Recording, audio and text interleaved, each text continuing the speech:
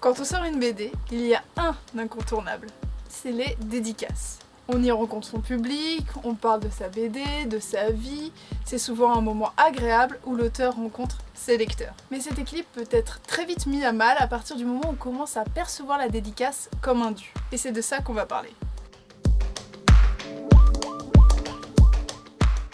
Avant tout, je tiens à le dire encore une fois, je suis très jeune dans ce domaine. Au final des séances de dédicaces, j'en ai très peu à mon actif. Donc je vais essayer de faire un mélange entre mon vécu de BDiste, mon vécu de lectrice parce que j'ai assisté à beaucoup de séances de dédicaces quand j'étais plus jeune, et le vécu de mes confrères et consoeurs. Il me semble important de vous en parler, tout simplement pour vous mettre au courant des mécaniques de la BD, mais aussi pour peut-être vous éviter de faire des impairs. Déjà, comment ça marche une séance de dédicace ?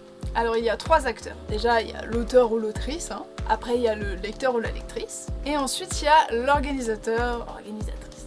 Alors ça peut être le libraire, ou un organisateur, une organisatrice de festival, ou l'éditeur lui-même. En gros c'est le principe de demander un dessin original à un auteur ou une autrice qu'il réalisera sur le livre qu'il a fait. Alors, comment ça s'organise une séance ? C'est souvent au bon vouloir du libraire. L'éditeur contacte les libraires pour leur proposer des séances de dédicaces. Parfois, c'est le libraire qui demande de lui-même une séance. Et s'il accepte, il fait venir l'auteur à ses frais. Le déplacement, l'hébergement et parfois la nourriture sont à sa charge. Et là, je te vois me dire « Ah bah ça va, on se fait pas chier, les petites vacances gratos, on se met bien !»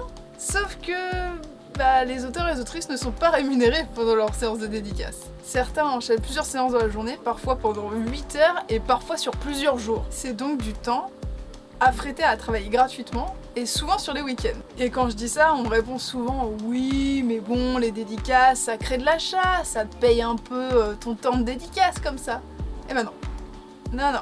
Pour t'expliquer pourquoi ça ne marche pas comme ça, il faut que je t'explique comment marche la rémunération des BDistes. Elle marche en 2 temps, l'avaloir et le pourcentage.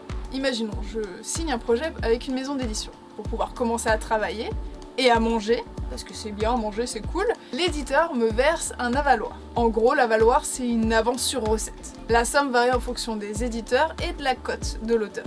Tu fais ta BD, à savoir que c'est très long de faire une BD, moi j'ai mis 6 mois mais j'ai un trait assez simple. Certaines personnes mettent 1 an, voire 2 ans, voire même plus. Ta BD sort enfin et là tu te dis voilà, boum, le pourcentage s'enclenche. Eh ben non, tu touches ton pourcentage qu'à partir du moment où tu as remboursé ton avaloir avec ce pourcentage. Donc il faut vendre un paquet de livres. Donc en gros, la rémunération, ça se passe à peu près comme ça. Donc quand on me dit que ça me paye mes dédicaces, bah non, en fait ça paye le boulot en amont que j'ai fait pendant 6 mois. À savoir que j'ai personnellement un pourcentage de 10% sur les ventes par intermédiaire, donc librairie, site commerçant, etc.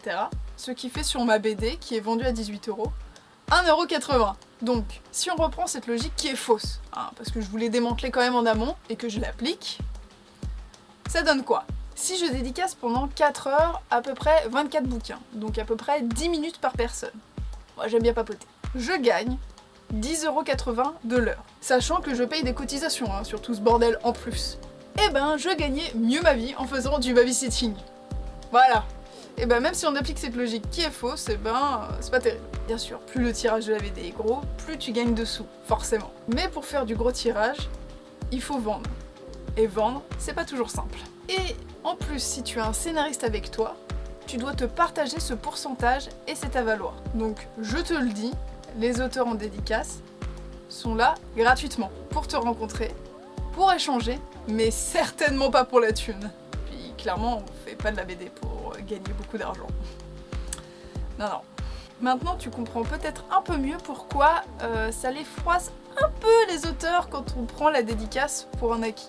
Et pour un dû, surtout. En discutant avec des libraires, ils m'ont raconté plusieurs cas de lecteurs furieux parce qu'un auteur avait décidé de faire des tampons qu'il avait réalisés lui-même, couplés à une signature au lieu de faire un original. Parce que oui, pour certaines personnes, les dédicaces, c'est la course à l'original. Et la relation à l'auteur, elle passe bien après, tout là-bas. Et imagine la tronche de ces mêmes auteurs qui découvrent leurs dédicaces mises en vente à des prix faramineux sur internet, alors que eux, ils se sont déplacés gratuitement.